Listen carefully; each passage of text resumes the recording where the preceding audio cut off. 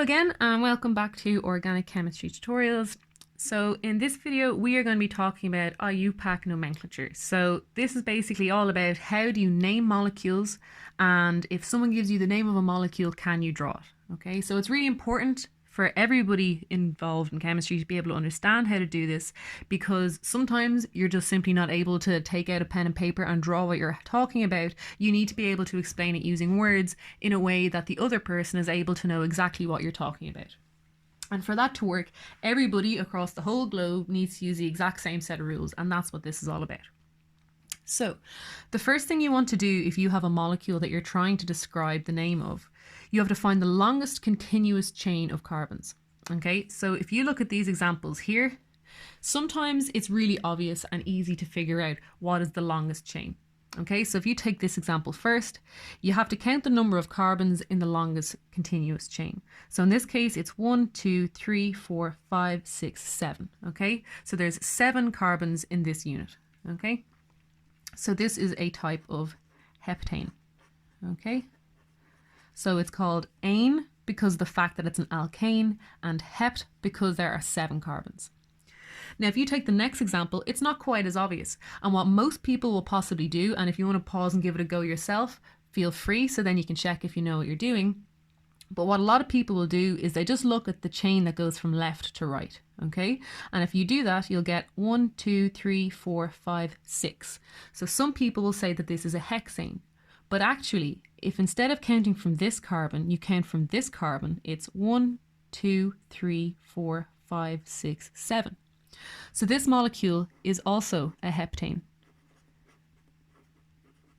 Okay, so that's really important. If you notice that there's branches near the ends of the molecule, it's really worthwhile taking the time to see if they're actually longer to count along what appear to be branches as opposed to going just from left to right.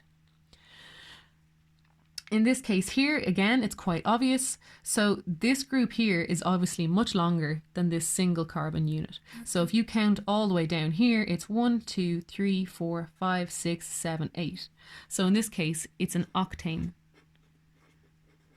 Okay, so again, it's ane for alkane and oct for the fact that there's 8 carbons in the longest chain. And then in the last example, again, you have to look at the branches that are near the end of the molecule, because if you were just to go from left to right, you'd get 1, 2, 3, 4, 5, 6, 7 carbons. But then you notice that this this apparent branch is actually longer. So it's 1, 2, 3, 4, 5, 6, 7, 8 carbons long. So again, it's an octane.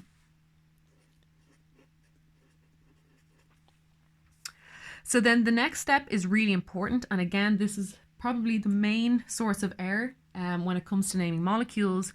So you want to number the carbons in the longest chain so that the branches are in the lowest possible positions. Okay, so basically you can number from left to right and right to left, and sometimes that's very important. So naturally, for people who write left to right, you normally count left to right as well. So if I go 1, 2, 3, 4, 5, 6, 7, we have 1 branch at 3 and 1 branch at 4. So overall, that's 7. Okay, so if you add those two numbers together, you get 7. But if you go the other way, and you go 1, 2, 3, 4, 5, 6, 7, now you can see that the branches are actually at position 4 and 5. So that's a total of 9 if you number according to the blue numbers, and a total of 7 if you number it according to the green numbers. So that just highlights why it's important to properly check going from left to right and right to left what way you've numbered your compounds. Now sometimes it's quite obvious, because again, if you number them here going from left to right, have I done this wrong? Oh my god, I've done this wrong. So sorry, that's my mistake. Again, it shows how important it is to remember the branches. So if you go 1, 2, 3, 4, 5, 6, 7, the branches here are at the 3 and 4 position. But if you were to go the other way, it would be at the 1, 2, 3, 4 and 5 position. So again, the green numbers here are correct. So when you have branches that are further away and they're not necessarily on one end of the molecule, it becomes a lot more important to do this. So if you take this octane and you go from left to right, 1, 2, 3, 4, 5, 6, 7, 8. And then you count the other way. 1, 2, that's, believe it or not, that is actually a 2. 3, 4, 5, 6, 7, 8.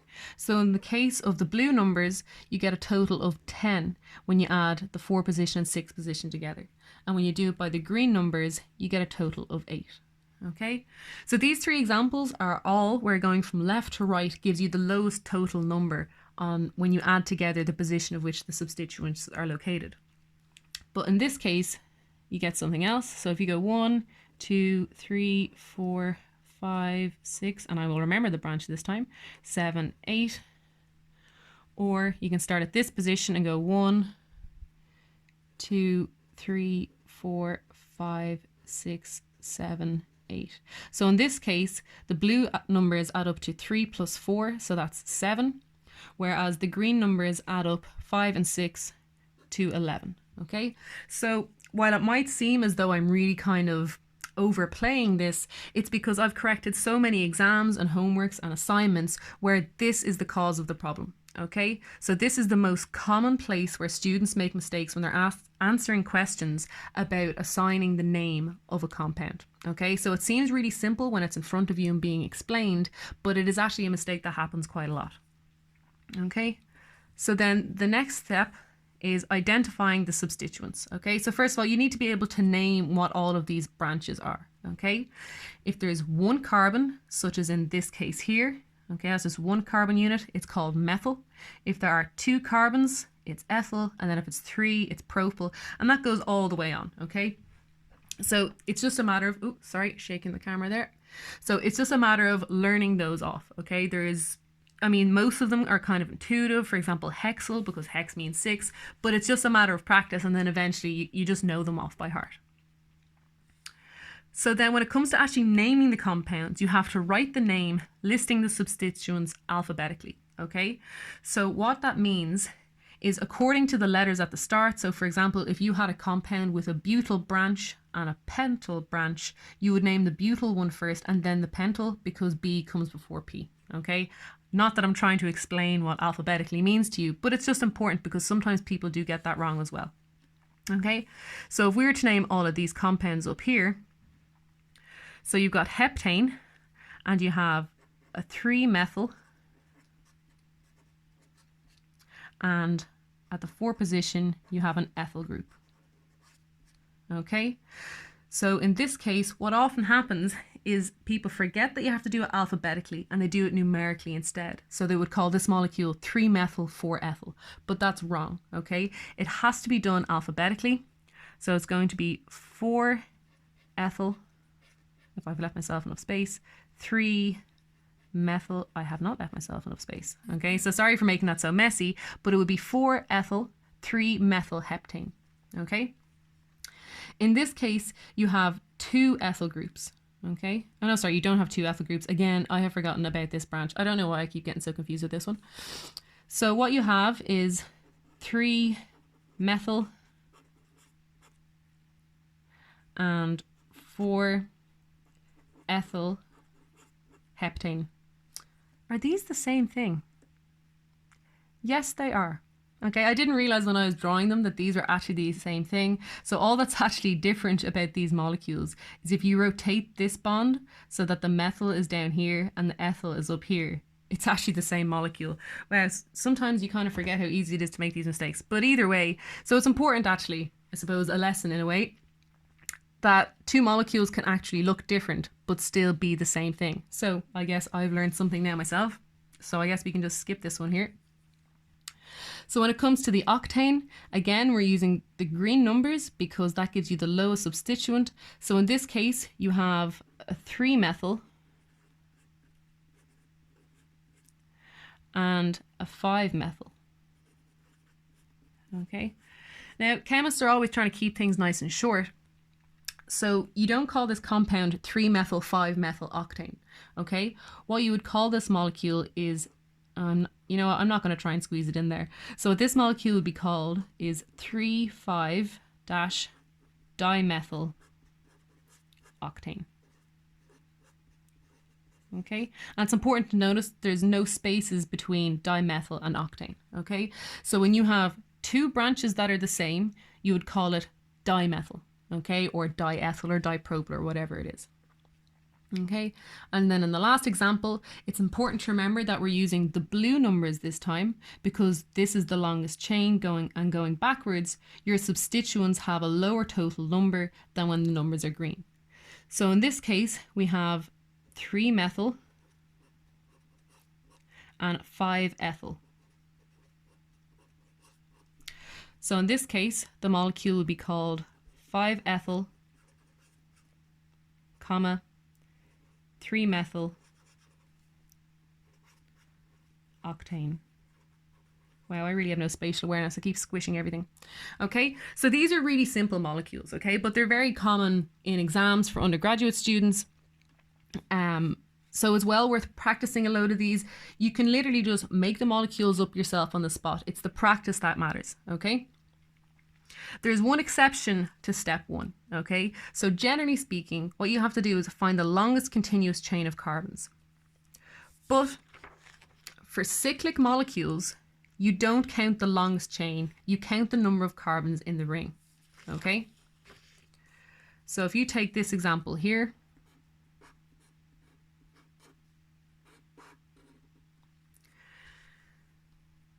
it's really important, or we can give it 2 branches. So 1, 2, 3, 4, 5, 6, 7.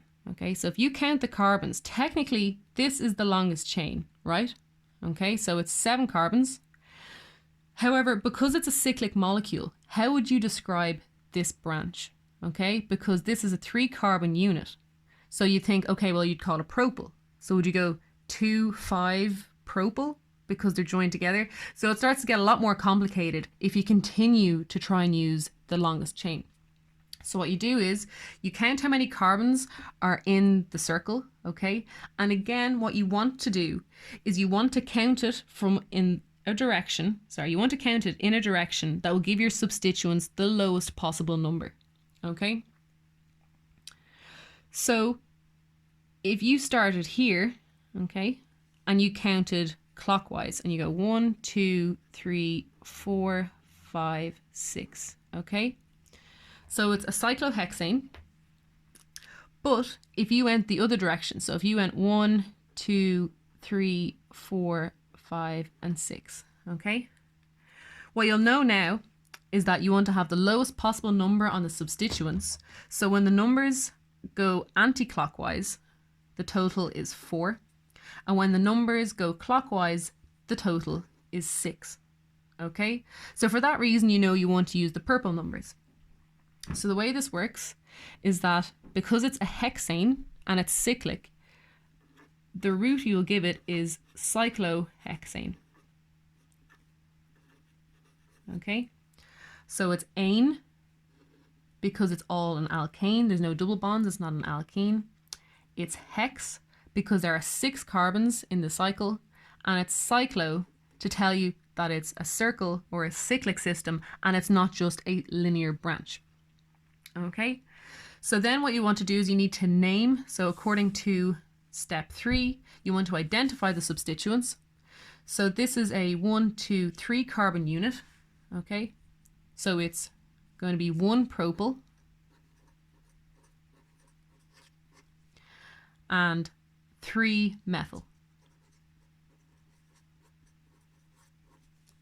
So again, you have to list them alphabetically. So in this case, and I'm going to give myself enough room this time, so it's 3-methyl, 1-propyl cyclohexane. Okay, so it's really important to remember, and these are the major things to take away from this video. Number the carbons so that the branches are in the lowest possible numbers. This is one of the most common mistakes. And then the other common mistake is you have to make sure you check the numbering from left to right for this step, but also make sure that if there are any long branches, don't do what I did twice. Okay, don't forget that sometimes it doesn't go left to right. Sometimes going along the apparent branches actually gives you the longest continuous chain of carbons. Okay, so we're going to do another video with some more complicated examples and with some functional groups as well. So that will be the next video. And remember that if you have any questions or you want another video on the same topic again with a little bit more detail or some more examples, you can just email me, which is provided in the description. But please check out the GoFundMe page because all of these videos are being made as part of a charity event to try and raise money for Cystic Fibrosis Ireland. So thanks very much, and I look forward to our next video.